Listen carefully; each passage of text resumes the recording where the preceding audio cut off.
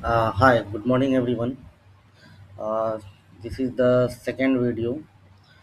जैसा कि हमने लास्ट वीडियो डे वन में हमने देखा था कि गोलैंग क्या है और क्यों बनाया गया गोलैंग और किस कंपनी ने बनाया था। एक्चुअली इसमें गूगल नहीं बनाया था। और हमने ये भी देखा देखा था कि मेमोरी मैनेजमेंट और मल्टी कोर के साथ कैसे ये काम करती है। ठीक है। तो एज यू नो लाइक कि लास्ट वीडियो में हमने प्रॉपर डीप लेवल पे अंडरस्टैंडिंग की थी कि कूलिंग का बेसिकली कैसे और कहाँ यूज केसेस हैं और क्यों बनाया गया। सो आज हम बात करेंगे कि गोलैंग को सिस्टम में कैसे इंस्टॉल करना है। एज यू नो कि we have like the official website for the Golang go.dev। आप गूगल पे सर्च कर सकते हो go.dev। यहाँ आपको इसका मतलब एस डी के मिल जाएगा और S D K which we can you can install in different type of the operating system like कि Linux ubuntu window Mac OS. जो भी आपके पास मतलब जो भी ऑपरेटिंग सिस्टम आप यूज कर रहे हो उसके अकॉर्डिंग आप यहाँ से डाउनलोड कर सकते हो। अब सिंपल गोलैंग भी टाइप करेंगे गोलैंग इंस्टॉल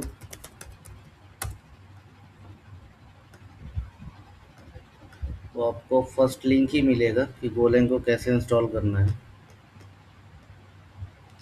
यहाँ से आप जो भी स्टेबल वर्जन है उसको आप डाउनलोड कर सकते हैं।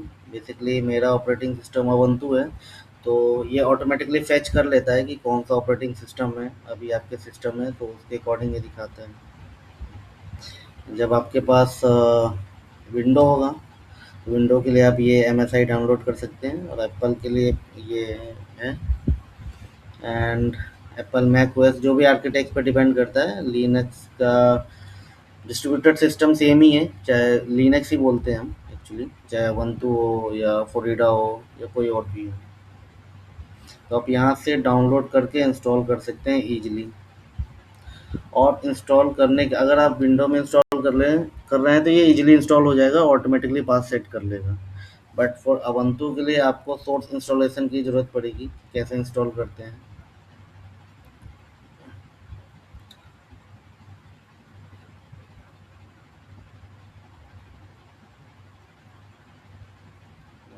No, not this one. Yes, this one. तो आप go.dev/doc इंस्टॉल पे जाए डायरेक्टली और जो लेटेस्ट वर्जन है अभी जो लेटेस्ट वर्जन है 1.27 है उसको इंस्टॉल करें। और जो मेरे सिस्टम में है जो अभी हम यूज कर रहे हैं 1.24.1 है। बट कोई नहीं, कुछ फीचर्स होंगे जो इसमें ऐड किया गया होगा तो आप ये डाउनलोड कर सकते हैं अभी के लिए। लिनक्स में आपको ये कुछ कमांड रन करना होगा। लिनक्स का बेसिक कमांड आपको पता होना चाहिए कि आरएम का मतलब क्या होता है। अगर आपके इस पाथ में गो ऑलरेडी इंस्टॉल्ड है तो पहले आपको ये पाथ डिलीट करना पड़ेगा वहाँ से। देन जो भी आप ये फाइल डाउनलोड कीजिएगा जहाँ ये पाथ होगा जैसे डाउनलोड फोल्डर में डायरेक्टली वहीं टर्मिनल ओपन करके आपको ये कमांड रन करना है। देन फर्स्ट ऑप्शन तो ये है, सॉरी फर्स्ट स्टेप ये है। सेकंड फिर आपको यहाँ पे गो का पाथ सेट करना पड़ेगा। वो पाथ के लिए आप directly $home profile ETC profile में जाना है। एक्सपोर्ट पाथ को करना है तो एक्सपोर्ट पाथ डायरेक्टली अगर आप किसी टर्मिनल पे करोगे तो वो तो टेम्परेरी रहेगा। तो उस टाइम पे आप गो वर्जन करोगे तो वो तो दिखाएगा कि हाँ ये इंस्टॉल्ड है। बट सेकेंड टैब में आप जाओगे तो नहीं दिखाएगा। एक्चुअली मेरे सिस्टम में गो पाथ ऑलरेडी सेट है तो जिसके वजह से किसी भी टर्मिनल पे ये दिखा सकता है कि गो ऑलरेडी इंस्टॉल्ड है। अब यहाँ भी तो सेम चीज़ आपको क्या करना है कि आपका ZRC फाइल होगा या प्रोफाइल फाइल होगा उसके अंदर आपको जाके डायरेक्टली ये चीज़ पेस्ट करना है और सेव करना है। Change made to a profile by may not apply until the next time you log into your computer to apply the changes immediately।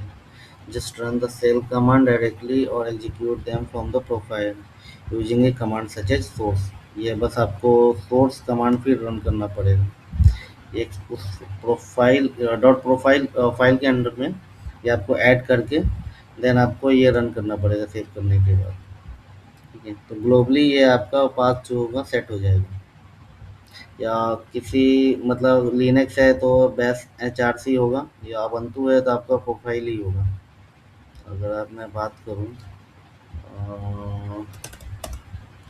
Till dot profile, ठीक है, ये कमांड से आप देख सकते हो कि यहाँ पे मेरा पाथ सेट है।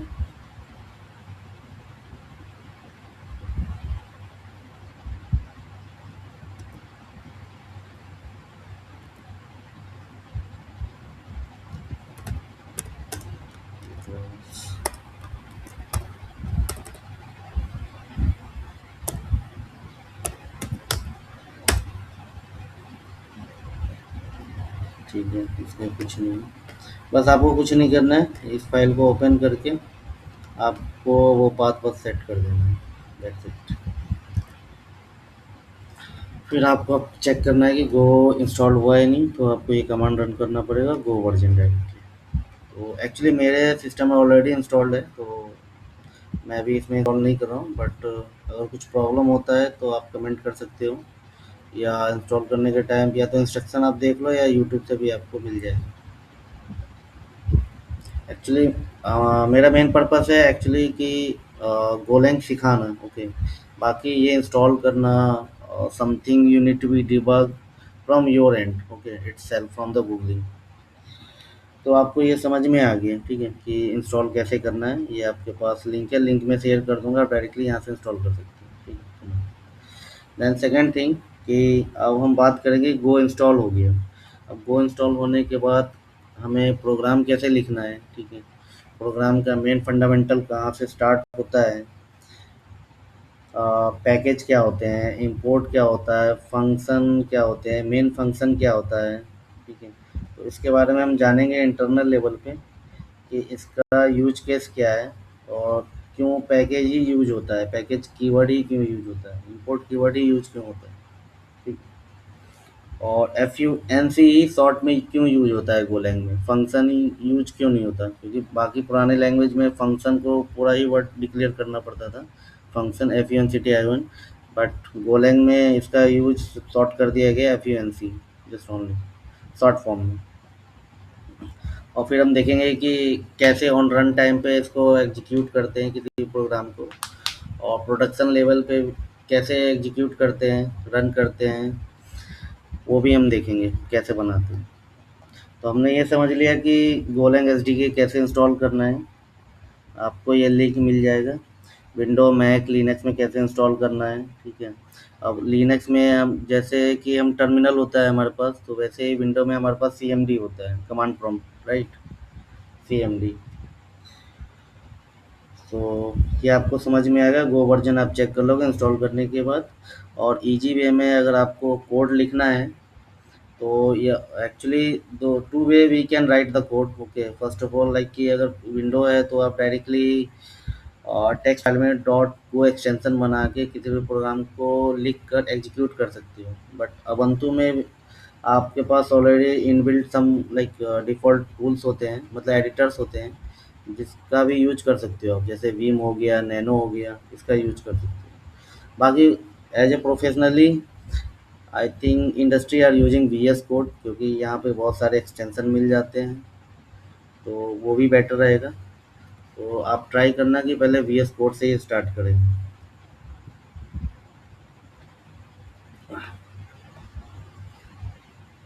तो मैं एक फ़ोल्डर बनाता हूँ फर्स्ट ऑफ ऑल कि कैसे हमें बनाना है। तो C D work clear M K D I F. Actually मैं ubuntu यूज करता हूँ, तो मैं फ़ोल्डर फाइल बनाने के लिए कमांड का ही यूज करता हूँ। आप डायरेक्टली वी एस कोड से फ़ोल्डर बना सकते हैं, राइट क्लिक करके आई थिंक विंडो में फ़ोल्डर बना के उसमें फ़ाइल क्रिएट कर सकते हैं। तो फर्स्ट ऑफ ऑल हम Golang day two, C D Golang day two. अब हम क्या करेंगे, इसके अंदर कोई फाइल है नहीं, ठीक है। तो जब हम अभी हमने सिर्फ प्रोजेक्ट का फ़ोल्डर बनाया है। अब हम पहला स्टेप हमारा ये रहेगा कि गो मोड इनिट करेंगे हम। इसके बारे में बात बताऊंगा कि मोड क्या है, इनिट क्या है, क्यों करते हैं।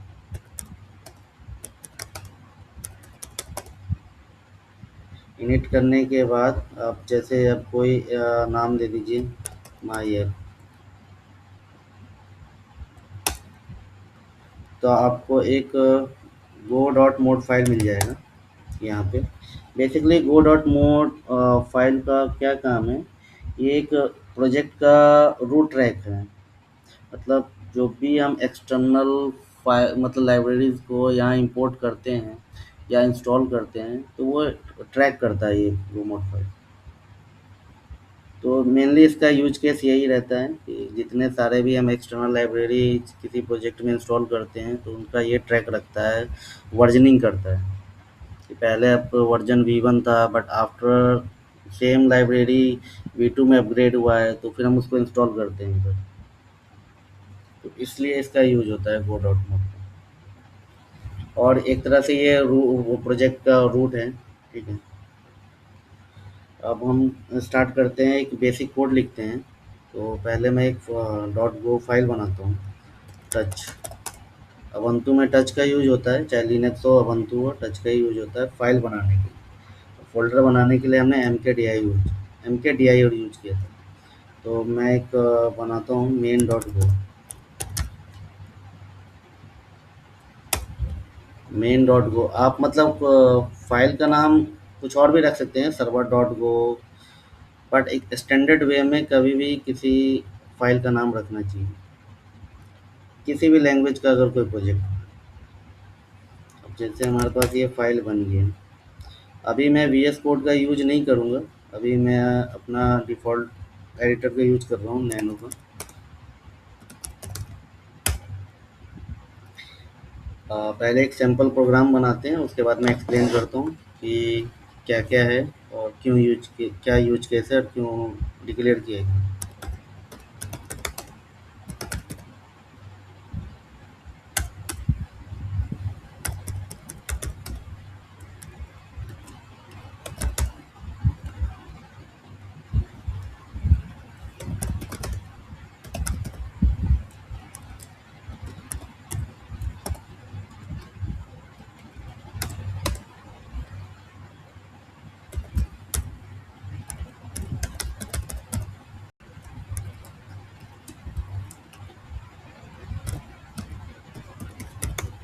नमस्ते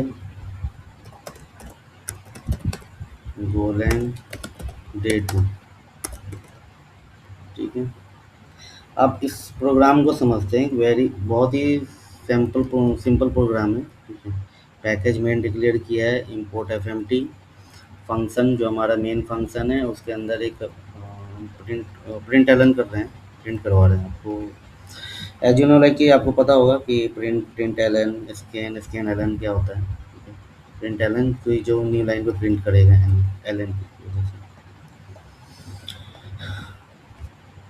तो पहले इसको हम रन करते हैं कि काम कर रहा है कि नहीं कर रहा। तो इसको पहले हम सेव करते हैं, एलएस किया गो। पहले हम रन टाइम पे चेक करेंगे कि कैसे ये रन हो रहा है, क्या आउटपुट आ रहा है।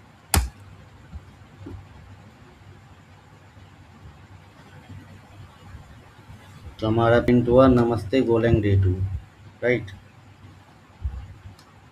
ये रन टाइम पे हमने गो रन मेन डॉट गो क्यों रन किया, रन का वर्ड क्यों यूज किया गो के साथ। रन का मतलब ये है कि ये कोड को रैम में टेम्पोररी कंपाइल करता है और आउटपुट तुरंत दिखा देता है, जैसा कि अभी हमने देखा है। ये डेवलपमेंट और टेस्टिंग के लिए यूज होता है मेनली। ड्यूरिंग द डेवलपमेंट जब भी हम कोई प्रोजेक्ट बनाते हैं, तो हमें पूरा कोड बेस चेक मतलब कोड बेस प्रॉपर रन कर रहा है नहीं कर रहा है। तो उस टाइम पे हम डायरेक्टली गो रन और जो हमारा मेन फंक्शन है जहाँ से स्टार्ट होता है उस फाइल को डायरेक्टली पुट करके हम चेक करते हैं कि रन टाइम पे प्रॉपर काम कर रहा है या नहीं कर रहा ड्यूरिंग डेवलपमेंट और टेस्टिंग के टाइम पे। अब एक नया कमांड और है, ठीक है, गो बिल्ड।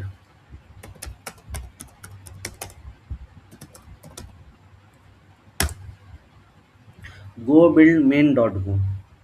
अब इसका काम क्या है, ये स्क्रीन पर नहीं करता, ठीक है, अभी कुछ हमने ये कमांड रन किया, कुछ नहीं आया, बल्कि एक बाइनरी एग्जीक्यूटेबल फाइल बनाता है।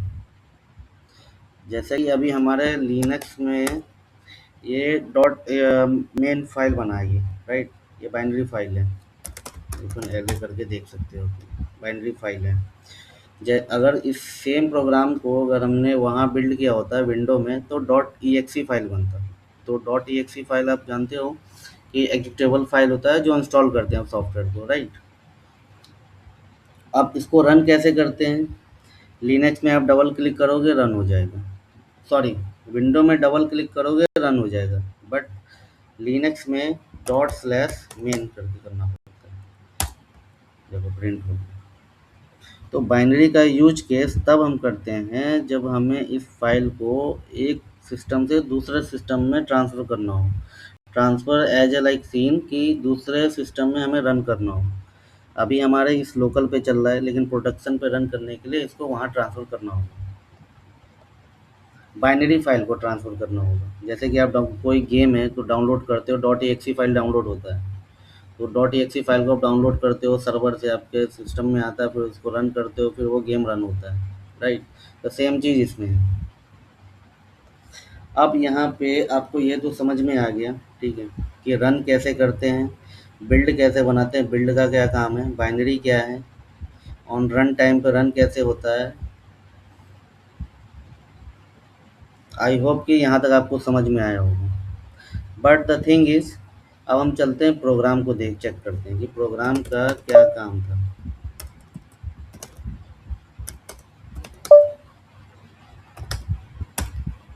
प्रोग्राम में पैकेज क्या है, मेन क्या है, इंपोर्ट क्या है, एफएमटी क्या है, फंक्शन मेन क्या है, प्रिंट एलन क्या है, इसके बारे में समझते हैं। तो हमने पहले फर्स्ट लाइन में पैकेज डिक्लेयर किया है, तो पैकेज क्या है और पैकेज में मेन क्यों लिखते हैं, पैकेज मेन क्यों लिखा हमने यहाँ पे, ठीक है। तो टेक्निकली आप समझो कि गो में कोड को ऑर्गेनाइज करने के लिए पैकेजेस का यूज होता है। पैकेजेज, आप समझ रहे हो ना, एक कार्टन है, मतलब बहुत, एक कंटेनर में बहुत सारे पैकेट्स जाने हैं, कार्टन्स जाने हैं, ठीक है, तो उसको एक तरह से पैकेजेस कर सकते हैं, ठीक है। तो ऐसे ही है, तो पैकेजेस मेन कंपाइलर को बताता है कि ये एक एग्जीक्यूटेबल प्रोग्राम है, समझे आप। पैकेज मेन कंपाइलर को, क्योंकि ये गोलैंग जो है कंपाइलर बेस है, तो पैकेज मेन जो है कंपाइलर को बताता है कि ये एग्जीक्यूटेबल प्रोग्राम है, ना कि कोई नॉर्मल लाइब्रेरी मॉड्यूल है।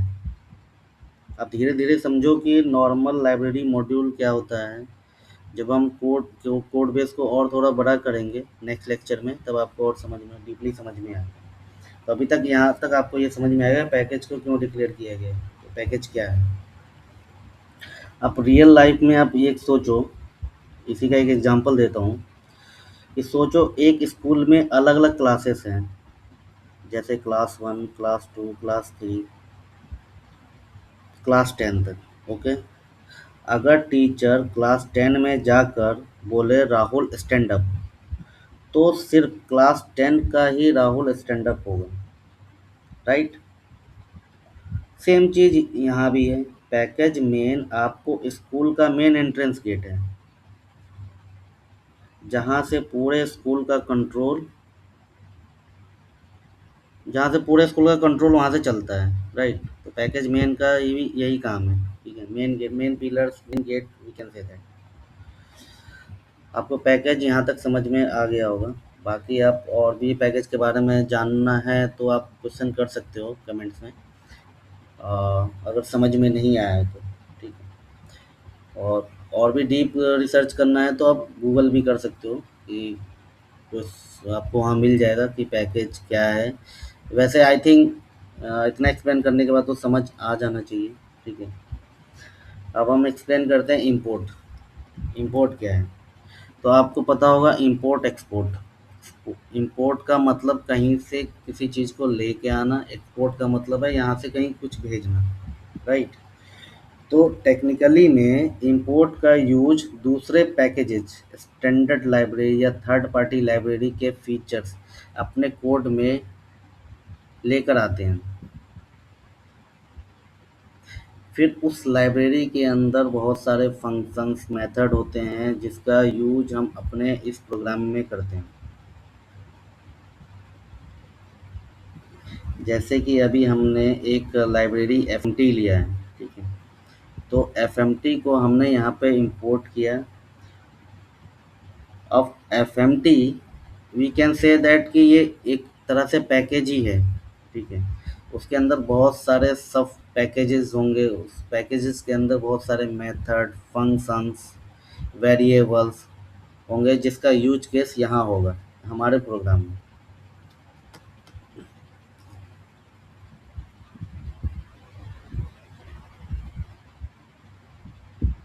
तो इंपोर्ट एफएमटी ही क्यों किया हमने, ठीक है? तो इंपोर्ट एफएमटी हमने इसलिए किया क्योंकि ये टेक्स्ट फॉर्मेटिंग और प्रिंटिंग कैपेबिलिटी देता है। टेक्स्ट फॉर्मेटिंग और टेक्स्ट फॉर्मेटिंग जो हम एफएमटी प्रिंट एल हमने किया है, इसको प्रिंट करने के लिए इसका यूज केस होता है। इसमें और भी बहुत सारे मेथड्स हैं जो हम नेक्स्ट लेक्चर में देखेंगे।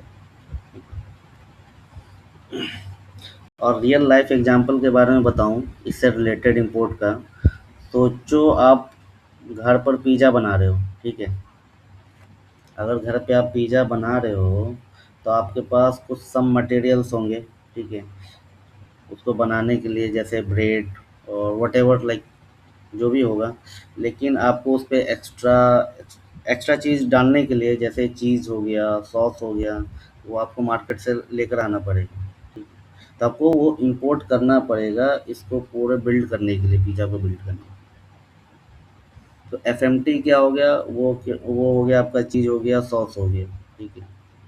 और कुछ चीज़ें आपके पास थी जो आप बना रहे थे, कुछ मटेरियल्स आपके पास थे, कुछ मटेरियल आपने बाहर से इंपोर्ट करवाया, फिर दोनों को मिक्स करके एक प्रॉपर प्रोडक्ट बनाया, राइट? तो सेम चीज़ वही है।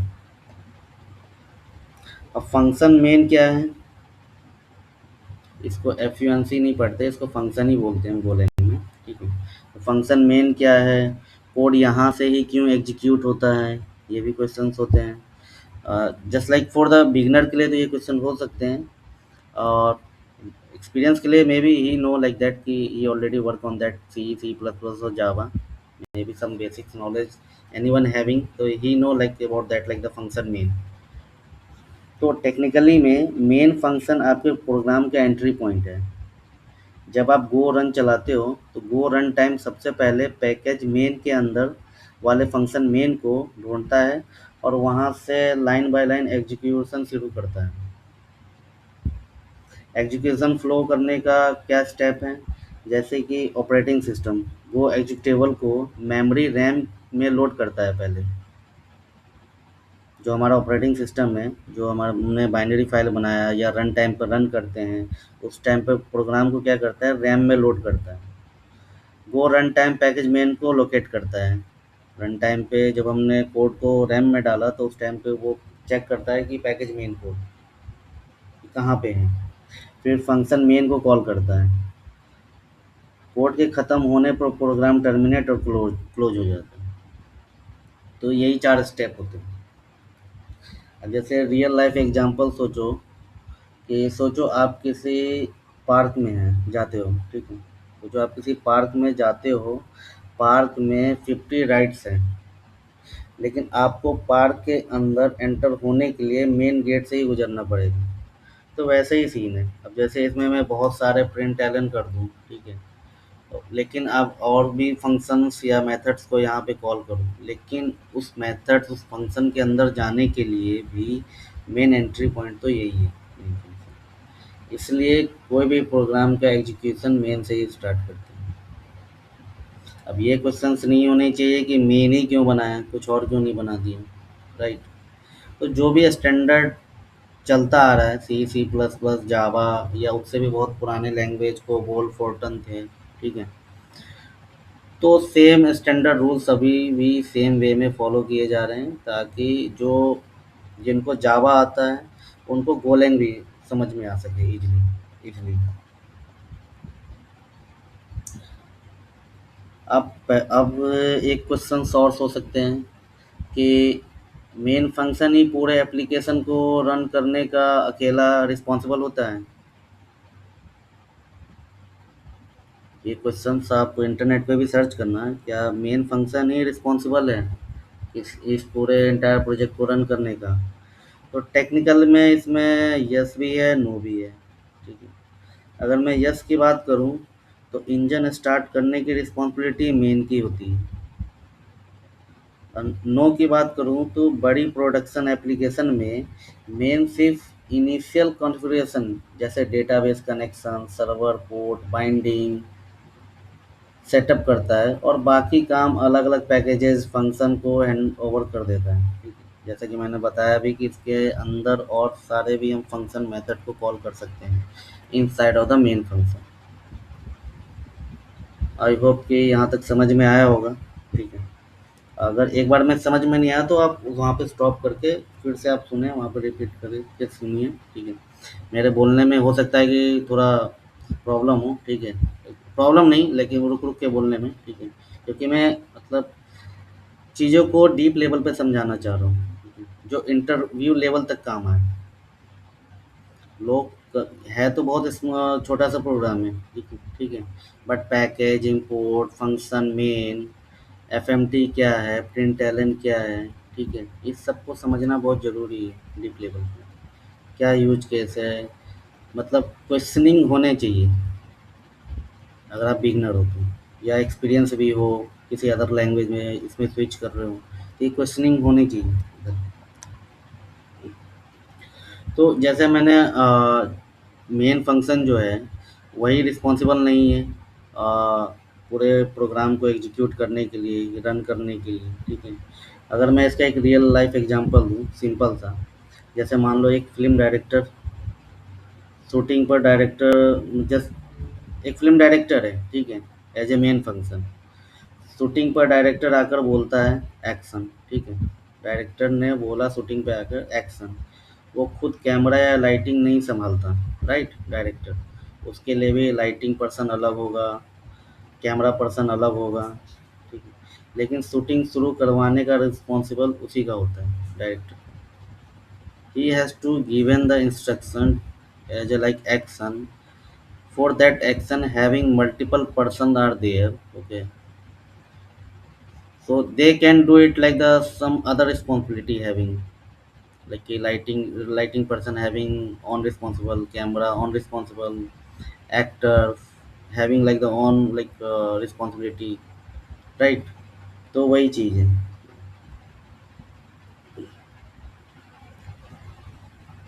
तो आज के लिए यहीं तक हम स्टॉप करते हैं, बट नेक्स्ट में हम स्टार्ट करेंगे कि स्टैंडर्ड लेवल पर स्टैटिकल टाइप लैंग्वेजेस, ठीक है, जिसमें हम वेरिएबल्स कैसे डिक्लेयर करते हैं, शॉर्ट हैंड कैसा होता है, जिसमें हम यूज करेंगे string, Boolean, character, integer, int 32, int 64 क्या होते हैं, ठीक है, फ्लोटिंग 32, फ्लोटिंग 64 क्या होते हैं, टाइप कन्वर्जन हम बताएंगे, ठीक है।